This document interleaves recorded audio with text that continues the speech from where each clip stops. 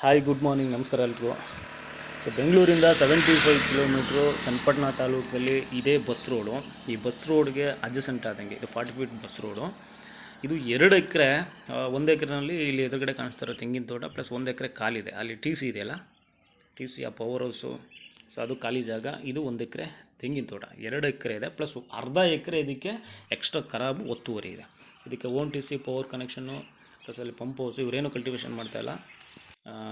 ಇದು 40 ಅಡಿ bus road. ಇಲ್ಲಿಂದ ವಿಲೇಜ್ ಬರೀ ಅರ್ಧ ಕಿಲೋಮೀಟರ್ ದೂರದಲ್ಲಿದೆ.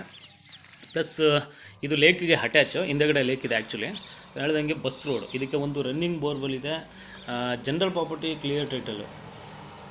ಸೊ ಇದು ಬಸ್ ರೋಡು. ಇದೇನು ಕಲ್ಟಿವೇಷನ್ ಮಾಡ್ತಾಯಿಲ್ಲ ಅವರು, ಇದೆಲ್ಲ ಕ್ಲೀನ್ ಮಾಡಿಸ್ಕೊಬಿಟ್ರೆ ಇದೊಂದು ನೀರಾವರಿ ಪ್ರದೇಶ. ನಿಮಗೆ ರೋಡ್ ಫ್ರಂಟೇಜ್ ಸುಮಾರು ಮೋರ್ ದೆನ್ 300 ಫೀಟ್ ಸಿಗುತ್ತೆ. General property clear title ready for registration. 2 acre plus ಅರ್ಧ ಎಕರೆ ಒತ್ತುವರಿ ಇದೆ ಇದಕ್ಕೆ. ಸೊ ನೋಡಿ, ಅಕ್ಕಪಕ್ಕ ಎಲ್ಲ ಕಲ್ಟಿವೇಷನ್ ಮಾಡ್ತಾಯಿದ್ದಾರೆ. ನೀರಾವರಿ ಏರಿಯಾ.